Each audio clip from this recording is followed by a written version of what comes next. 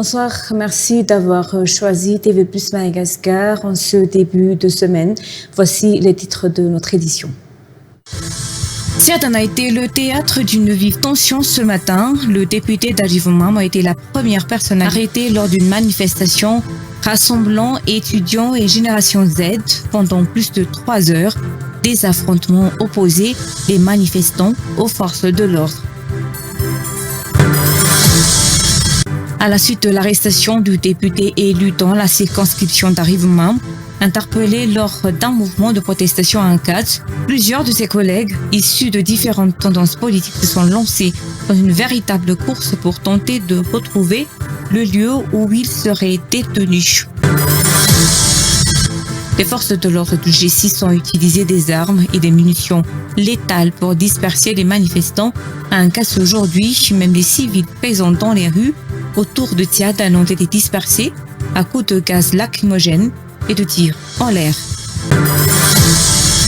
En Asie, en Inde, une bousculade qui a fait des dizaines de morts lors d'un rassemblement politique dans le sud de l'Inde s'est produite après que des milliers de personnes ont attendu des heures sous une chaleur torride sans mesures de sécurité adaptées, ont pointé dimanche des responsables et des témoins.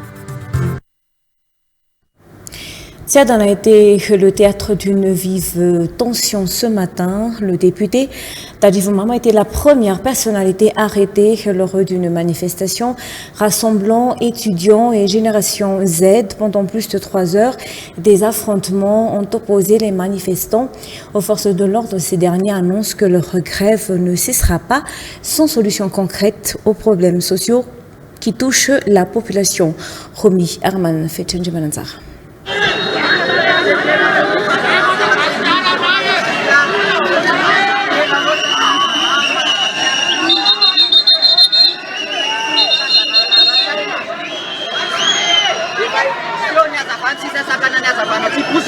Dès 10 heures du matin, les manifestants composés d'étudiants et de jeunes de la Génération Z ont quitté l'université d'Ankatch pour descendre dans la rue.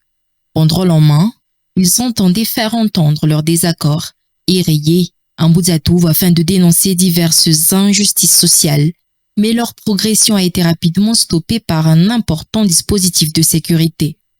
Aucun échange n'a eu lieu entre les deux camps lors des premiers face-à-face. Les forces de l'ordre ont aussitôt eu recours au gaz lacrymogène pour disperser la foule, déclenchant les premières tensions de la journée.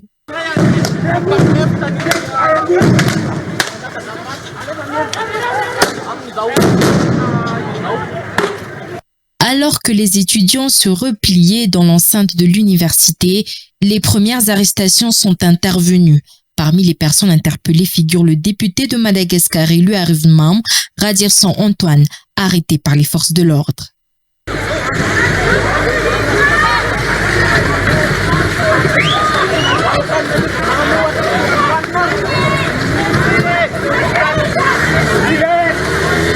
Les affrontements entre étudiants, manifestants et forces de l'ordre ont marqué la matinée à l'université d'Antananarive.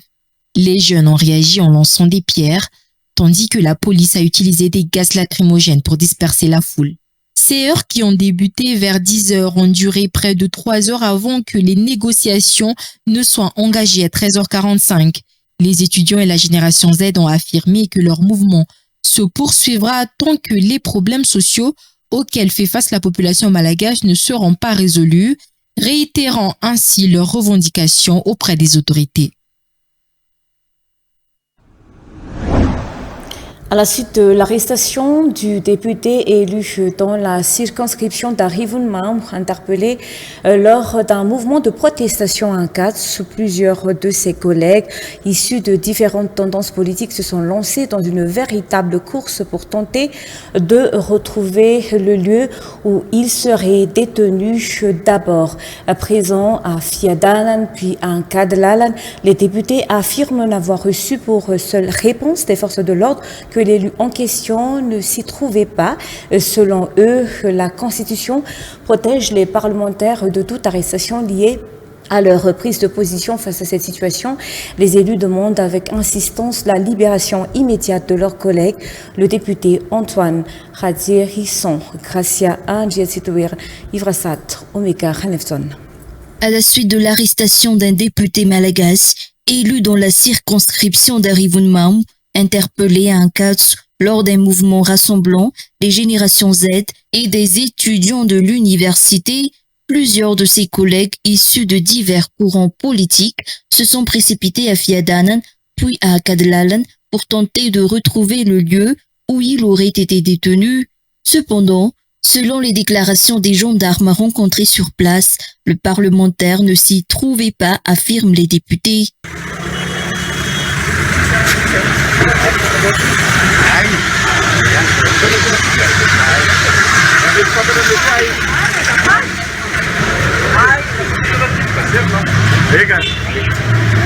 Les députés exigent la remise en liberté non seulement de leur collègue Antoine Radzirisson, mais également de toutes les personnes arrêtées et maintenues en détention pour avoir exprimé leurs opinions.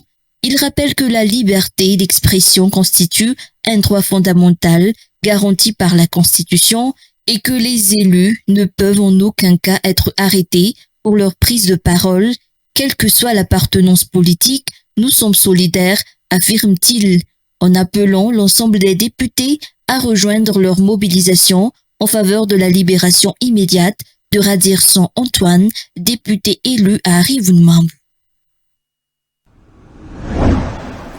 Je vous disais en titre que les forces de l'ordre du G6 ont utilisé des armes et des munitions létales pour disperser les manifestants à Ankatsu. Aujourd'hui, même les civils présents dans les rues autour de Tsiad ont été dispersés à coups de gaz lacrymogène et de tirs en l'air. L'utilisation de gaz lacrymogène dans les environs a suscité la frustration des médecins et des patients de l'hôpital Pitsab Mikamba. Les forces de l'ordre ont expliqué sur la page Facebook du CRGN Tantanarive que les armes et les balles utilisées étaient non létales et que leur utilisation est légale en matière de gestion démocratique des foules. Explication. L'intervention du G6 pour disperser les manifestants aujourd'hui a choqué les habitants des environs de Tsiadan et d'Ankatsu. Outre les gaz lacrymogènes, une voiture blindée a été utilisée pour disperser les manifestants et même tous les passants.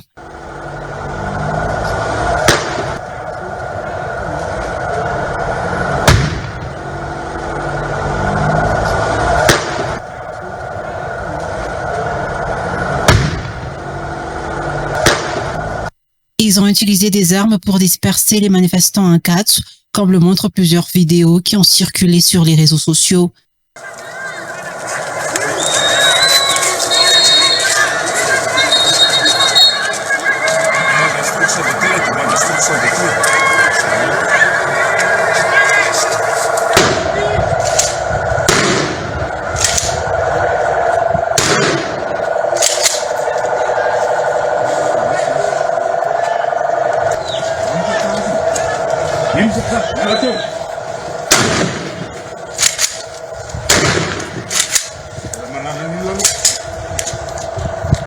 La propagation des gaz lacrymogènes dans les environs a provoqué la frustration des médecins et des patients de l'hôpital Ptiabomkamban à Ampasanmal Tsiadan.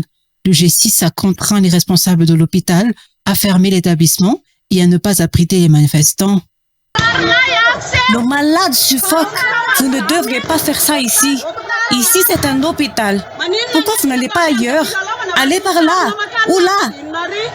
Selon les informations publiées sur la page du CRG Tantanarive, les tirs ont été effectués non pas pour tuer mais pour repousser les manifestants.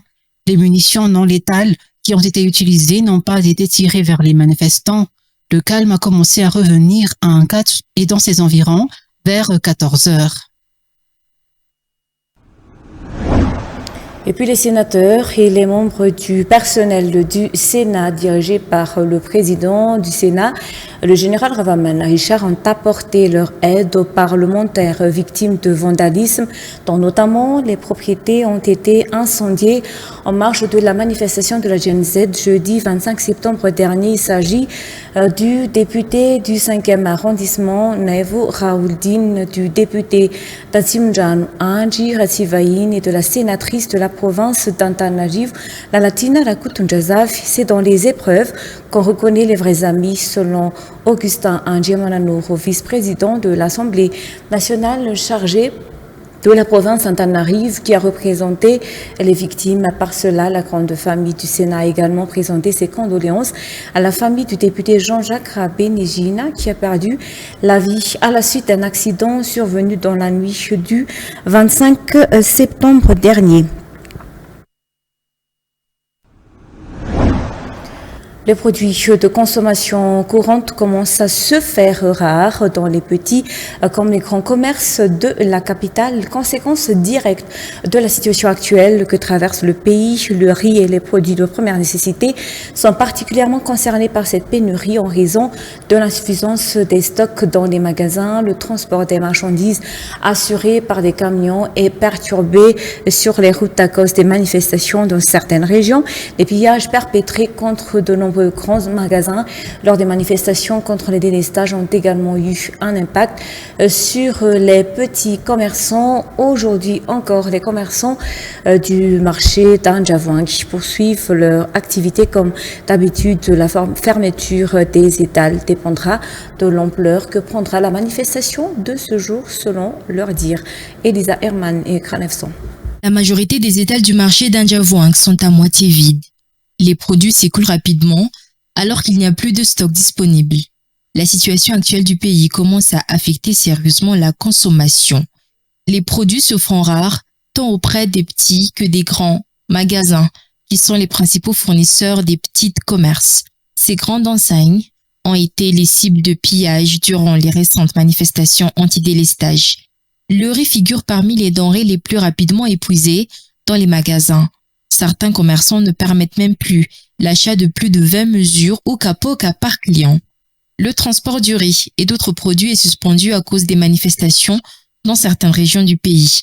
Les commerçants redoutent une hausse des prix, bien que celle-ci ne soit pas encore effective pour l'instant. Les consommateurs de leur côté anticipent et commencent à faire des provisions de produits essentiels pour plusieurs jours. Malgré le contexte tendu, les commerçants du marché d'Anjavouang ont encore ouvert leur commerce ce jour. Ils affirment toutefois qu'ils fermeront leurs boutiques dès que les affrontements en marge de la communication approcheront la zone du marché. Toujours dans les actualités de ce jour, la triade syndicale réunissant les médecins, les paramédicaux et les membres du personnel administratif du ministère de la Santé publique accorde 48 heures au ministère de tutelle pour réaliser ses revendications en vue de l'amélioration du milieu médical à Madagascar. Elle revendique également la démission du ministre de la Santé sous ce même délai. Ce ministre que la triade pointe du doigt comme étant la cause de la dégradation du secteur de la santé dans le pays. Les membres de ce syndicat entreront en grève générale au-delà de ces 48 heures si leurs revendications ne sont pas satisfaites. Reportage signé Antarlarsou, Romeka Khanefton. Les leaders de la triade syndicale qui regroupe les médecins, les paramédicaux et les membres du personnel administratif du ministère de la Santé publique ont pu pénétrer dans l'enceinte du ministère de la Santé publique ce matin pour y déposer le dossier contenant leurs revendications. Parmi ces revendications figure l'amélioration du monde de la santé en général dans le pays, mais aussi celle de la situation du personnel de santé. La triade revendique également la libération de leurs confrères emprisonnés pour des motifs syndicaux et la cessation des affectations abusives dont ils sont victimes. Après le dépôt de ce dossier, les leaders de la triade syndicale ont déclaré qu'ils accordent 48 heures au ministère de tutelle pour satisfaire leurs revendications. À part cela, ils demandent également la démission du ministère de la Santé publique sous ce même délai. Le ministre qu'ils qualifient d'incompétent et qu'ils désignent comme étant le principal responsable de la détérioration du système de santé à Madagascar. Une fois ce délai écoulé, si ces revendications ne sont pas satisfaites, les médecins, les membres du personnel administratif et les paramédicaux sur tout le territoire du pays entreront en grève générale, d'après toujours les leaders de la triade syndicale. Par ailleurs, ce syndicat a aussi affirmé qu'il condamne les représailles exercées par les forces de l'ordre contre les manifestants qui ne font que revendiquer leurs droits fondamentaux.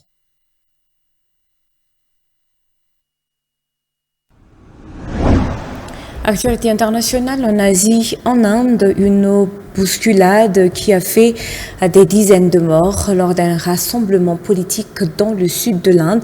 Elle s'est produite après que des milliers de personnes ont attendu des heures sous une chaleur torride sans mesure de sécurité adaptée, ont pointé dimanche des responsables et des témoins. Reportage de France 24. Une foule immense qui s'étend à perte de vue. Ces Indiens sont venus assister au meeting de Vijay, un acteur devenu homme politique. Pendant le discours, une partie du public se précipite vers le bus où se tient la vedette. Commence alors une terrible bousculade. Plusieurs dizaines de personnes meurent quand d'autres sont blessées. Les 2 enfants de mon frère étaient là. Le plus âgé est mort. Le plus jeune est porté disparu. Ma belle-sœur est en soins intensifs. Que dois-je faire? Un enfant a perdu un œil. La tragédie a eu lieu dans l'état de Tamil Nadu, dans le sud du pays, une région dont Vijay était l'un des acteurs les plus populaires avant de lancer son parti politique l'an dernier. La star attire les foules en vue d'élections locales en 2026, de quoi inquiéter le parti au pouvoir dans l'État et même Narendra Modi. Le Premier ministre a qualifié l'accident de profondément attristant. Mes pensées sont avec les familles qui ont perdu ceux qu'ils aimaient. Je leur souhaite de la force dans ce moment difficile. Les autorités locales ont promis une enquête et une compensation financière aux familles des victimes. Les bousculades mortelles sont hélas fréquentes en Inde à cause de lacunes dans la gestion des foules. L'information continue sur TV+ Madagascar à 19h30. Dans notre journal en version malagasy, je vous retrouve à tout de suite.